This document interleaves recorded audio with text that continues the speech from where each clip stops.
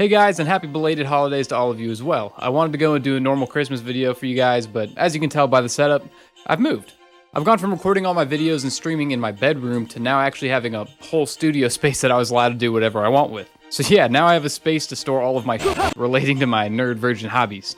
This room really has it all. It even has a suspect pipe hanging from the ceiling. It kind of scares me. As anybody who has moved before can tell you, however, it is not a fun or an easy process, and it's honestly not just physically taxing, but emotionally taxing as well. I loved that old house. I lived there for over 12 years. The relationship with my friends, my family, my hobbies, this channel were all created or strengthened there. I basically grew up there. And in tandem with the move and the holiday season overlapping, I've just been very sentimental and very reflective over these past few weeks.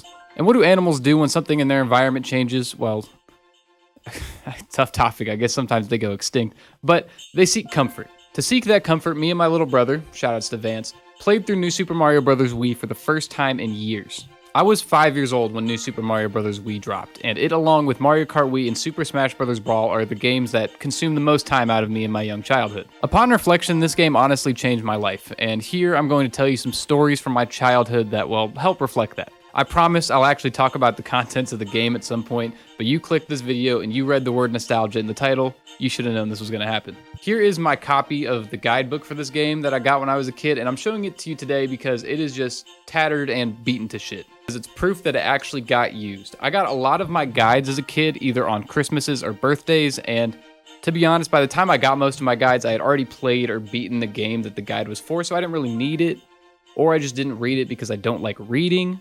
On top of that, I vividly remember taking this book to my kindergarten show and tell, and because I wanted to have my information right on the game so bad, I fell asleep with the book in my hands, or at least that's what my mom told me. Somehow, due to me reading the guide and literally reading myself to sleep with it, I went to school the next day and claimed that Purple Toad is in the game, and you will only find out how to get him through the guide. I absolutely embarrassed myself in front of the whole class, stumbling through pages, trying to figure out where this Purple Toad page was, just to come to the conclusion that there's absolutely no fucking Purple Toad in Mario Bros. Wii. I'm guessing that I just dreamt it up, but the memory of that still lives on in my head, like Nintendo, where the hell is he? Another memory from around the same time is my first birthday party, or at least the first one I can remember. It was probably kindergarten or first grade, and I really wanted to play this game with all of my friends. To make sure everybody could play and enjoy themselves regardless of how good they were at the game, I played through the first 2 levels countless times over and over, just farming 1-ups until everyone had 99 lives respectively. I also wasn't a talented enough gamer at 6 years old to do the Koopa Shell trick for infinite 1-ups, so probably could have saved some time there a little bit. That whole day's worth of grinding out 1-ups though was absolutely worth it. That birthday was legendary to me when I was 6 years old. This doesn't just apply to Mario Bros. Wii, but the Wii console as a whole was just really good at bringing the whole family together too. Like the aforementioned Mario Kart Wii and Smash Bros. Brawl, this game was also able to be appreciated and played and enjoyed by everybody at every skill level. I remember the first day we had the game, 5-year-old me just struggling to do that section in the first castle, or even racking up countless continues playing the game with my grandparents. This is unrelated and partially probably due to the fact that I was a lot older when the Switch came out, but I don't think there's any console or gaming or entertainment device that has brought people together like the Wii did. I somehow have a card set for this game. I don't even know where I got these or what they even really are supposed to do. Oh shit, I do have a holo, so I don't know, don't let eBay know about this I guess, but that's something. On another note, even when not playing this game, it was able to do some very formative things for me personally. I really fell in love with YouTube after watching Chugga Conroy, Nintendo Capri Sun, and Proton John's Let's Play the game on the Runaway Guys channel. And also shout out to Yo Schiller's Let's Play as well. On top of that, the oldest footage you can see of me on the internet is because of this game. On May 9th, 2011, I had uploaded part 1 to a Let's Play from this game right around after I turned 6 years old. So yeah, this is the game that led to this video's creation, this channel's creation, and led to you finding this video. Alright, I'm finally done with my story time. It is now time to talk about this game as a game, but if the last 4-ish minutes didn't let you know, it's going to be pretty hard for me to talk about this game objectively, but I will try my best. Mario Bros. Wii is most known for and significant for one thing, and that is, it's the first 2D Mario platformer with simultaneous multiplayer. And before some smartass comes in the comments, yes, I am aware of the battle modes in Super Mario Advance as well as New Super Mario Bros. DS, but they barely count, dude, let's be real. While multiplayer may sound and look great on paper, unfortunately a lot of the time it can devolve into just crazy chaos, especially depending on how many players you have and who those players are as people. And if there's any major skill difference in the players, oh god, the light. Holy dude, that light. Oh my, I should not, I don't know why wow. I'm like speechless. I can't believe I stared into that light. Holy. That was such a bad idea. Like now there's spots everywhere. If there's any major skill difference in players, the camera can become a pretty big problem. The fastest player is going to move the camera forward, and if you're in the back, you're probably just going to die and get off screen. It can definitely still be a blast if the circumstances are right. I think this game supports 2-player multiplayer really well, and it probably could do 3-player co-op as well. It just kind of depends at that point on who you're playing with and how focused are they on actually progressing through the levels. Trust me, this game can turn into a Smash Bros. Ripoff really fast if it's 4 players heavily focused on trolling each other. And that's fun, at least for me, but only for a short amount of time. Normally nowadays, I'd rather just play the game with a smaller group of people who are more focused on actually progressing with some lighthearted trolling, throwing each other off the edge, throwing Koopa shells at each other, but nothing too toxic. Simultaneous multiplayer leads to another game design thing that people tend to hold against it, and that's going to be its level design. Compared to the Mario games of old, and hell, even New Super Mario Bros. DS, there's just a lot less going on in these levels in terms of enemies, obstacles, etc. And they did this to compensate for the 4-player multiplayer and the fact that the camera zooms out and they don't want it to look just chaotic. And I understand where the complaint comes from, but it really doesn't bother me too much personally. Now Landon, why are you being critical of this game when you had just talked about your childhood with it and how important it is to you? And it's because I think everyone has played these games, and I don't need to be the one to explain to you why 2D Mario games are fun and good. Seriously, all the new Super Mario Bros. Games sold well, and outside of the Gen Z Virtual Boy, the consoles they were on sold well too. All of the new Super Mario games look, sound, and feel pretty good, pretty much regardless of which one you play. The new power-ups to Mario Wii are absolute classics in my opinion. I love the propeller suit, and I super love that stupid-ass penguin suit. I love the overworlds and the new biomes they added to the 2D Mario series. Yeah, none of the criticisms I had earlier really bother me at all. I do wish 4-player multiplayer was better, but I also don't know how feasible it is to have a 2D Mario game with 4-player multiplayer that's also good. I really don't think that how Mario Wonder handled multiplayer is particularly much better or worse than how it was done before, with how the camera sticks to one person and there's no collision that can happen. I think some healthy trolling with collisions adds fun more often than not anyways. I wanted to say a few more small things that I like or found interesting before I get into the general overall point of this video. For one, I really love the little movies you can watch at Peach's Castle for the cost of star coins. Specifically, the movies of people playing through 2-1 and the World 6 Castle were really impressive to me as a kid. I love the menu that lets you swap worlds. The 3D models of all the biomes are super cute, and I much prefer this than the interconnected world of New Super Mario Bros. U and beyond. I wanted to talk about the era of Mario this series ushered in as a whole because to me that is the biggest indictment someone can have with the new Super Mario Bros. Series. Just for comparison's sake, let's look at the Mario games that came out before the release of New Super Mario Bros. Wii. Mainline Mario titles like Sunshine and Galaxy had just came out. They had new spin-off series like the Mario RPGs, Luigi's Mansion, Mario Strikers, and honestly even Double Dash is pretty unique. Comparatively, the Mario games that came after Mario Wii's release were just a lot less interesting visually. 3D Land and World essentially share the same art style as the new Super Mario Bros. Series. Basically, all of the Mario spin-off games post the new Super Mario series all have the same homogenized art style.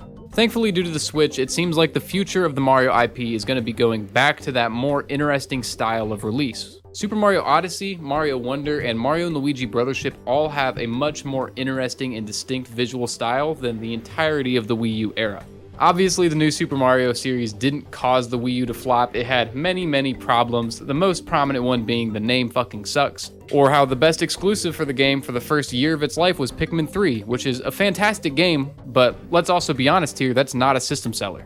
And I do think that the lack of an interesting Mario game and the lack of a new Zelda entirely were the final nails in the Wii U's coffin. I'm saying all of these negatives to say that unless you're in my very specific age range, you probably don't have the most positive feelings attached to New Super Mario Bros. Wii, or at least not such positive feelings that it's your favorite 2D Mario, but we'll get into that in a little bit. If you're older than me and grew up in the 80s and 90s, you probably aren't choosing Mario Bros. Wii over any of the Mario Classic series. If you're younger and grew up with the Switch, I can't imagine New Super Mario Bros. U Deluxe was so compelling that you would go back and play the Wii one, especially not when you already have a Switch that has access to Mario Wonder and Mario Odyssey. I can admit to the level design, aesthetics, and music of New Super Mario Bros. Wii not being as strong as the games that came before or after. Despite that, nostalgia is an all-powerful force that we all succumb to at some point. Despite every criticism of this game, I can't help but love it. Because of this, I know where every star coin, every hidden exit, every one-up, every feasible secret is like it's the back of my hand. There is no game that I have this level of comfort with. I've never in my life ever really been interested in speedrunning, but I genuinely think I could compete at a high level with this game. This is where my feelings for games, as well as wanting to talk about games in a fairly objective sense, gets really hard. Whenever I was asked or thought about the question, what is your favorite 2D Mario game, I would normally just default to Super Mario Bros. 3 because it felt like the right answer. Don't get me wrong, it's still my second favorite 2D Mario game. I grew up with the GBA port, and honestly I think it's more tightly designed than Mario Wii is, even though it came out like 20 years beforehand. Today is the day I will shed myself of that statement, however. Instead of trying to say what I think is critically or objectively right, I'm going to say what I feel. And what I feel is that when I play New Super Mario Bros. Wii in big 2025, there's not a ton of other games I'd rather be playing, Mario series or not. While I'm at it, I'm gonna shed another weird thing that I've done. For probably the past decade or so, whenever I was thinking about it or was asked, what are your favorite gaming franchises, I would just default to Pokemon and Fire Emblem. Not that those aren't my top two anymore, but Mario fits in right alongside them to fill out the top three. I just fucking love that fat red Italian bastard, man. I grew up with his games, his world, his funny TV show where a wrestler is playing as Mario. His games have always been good, and honestly, the Mario series is probably the longest lasting franchise in anything, any type of media to be this quality for this long. I think the reason I never included Mario in those discussions mentally is because of some sort of made up embarrassment. Pokemon is Pokemon, and Fire Emblem is like a niche tactical RPG. Mario, by comparison, just feels kind of basic and childish, even though Pokemon is also both of those things. But 2025 is the year of no shame, so I'm gonna say it and have it here on recording. Mario is one of my favorite gaming franchises, and New Super Mario Bros. Wii is one of my favorite games, period. And while I'm saying things with no shame, I'm gonna say this here as well. Summers is my favorite musician. Blah, blah, blah, blah, blah. As somebody who catalogs and gives scores to pretty much all the media I consume, I always try to have some level of objectivity with my opinions. I tend to like the good things and dislike the bad things because I feel like I have a pretty good general sense of what makes things good or bad. Where this gets hard for me is when I like something that others may not like as much or have the same feelings for, and especially in cases like this where my love for this game is because of my life and my life experiences with it, not anything that the game designers did. Is me saying that New Super Mario Bros. Wii is a 10 out of 10 game because when I play it, it feels like one due to my own life experiences and not anything the game designers did a wrong opinion? Of course not, it's an opinion, and unless you say something like Pokemon Sword and Shield are fantastic games, you really can't be wrong with one. Realistically, if I didn't grow up with this game, it would probably be something like an inoffensive 7 out of 10. Does that make it a guilty pleasure? I, for one, don't think so because I don't like that term, but I also don't really feel guilty about loving it. Is it wrong to be overpowered by nostalgia? That's what I've been struggling to answer, and honestly part of why I made this video. Is nostalgia itself as a feeling and nostalgia bias inherently bad? I don't really know. I'm gonna turn some of these questions onto y'all in the comments because I spent a long time trying to find answers for these questions and I can't do it alone. I don't know if it's wrong to have a nostalgia-controlled opinion. I don't think it'll affect my credibility or whatever, but it just seems like a cheap way to bypass any criticism of really anything. Is it wrong to be stuck in the past about certain things, or is that even what's going on here? Is it a waste of my time to try and solve how nostalgia plays into the dichotomy of objectivity versus subjectivity? Because I'm thinking it probably is. Truth is, I don't know if any of these questions have any answers. In a critic sense, you would think it's fine to have nostalgia as long as you admit to it, right? Please, if you have any perspective, insights, or takes on any of these questions I just asked, please let me know in the comment section below. There's a total non-zero chance that I'm spending all this time thinking about nostalgia and how it impacts how we speak on things, and nobody else thinks it matters. And I know the cozy holiday spirit has came and went, and everyone's on their new year, new me arcs, me included. I'm sick of being a scrawny fucking nerd. But if you have a game that you grew up with, you love, and when you play it, it can just take you right back, please let me know in the comments section below. I just love all of that warm, positive, cozy energy. Bonus points if you have a good story as well. Lil Wayne, sorry for the wait on this video. Again, I had to move, and that didn't happen overnight, and honestly, the script for this video took me a lot more time than I would have liked it to. Also, Full Metal Alchemist Brotherhood may have consumed my life for like a week. Like, it was totally worth it. That is like one of the greatest anime I've ever seen, but yeah, I definitely could have been working on YouTube videos instead. If you liked what you saw, please go down below and drop a like. If you loved what you saw, I would appreciate a subscription. We're almost at 500 subs.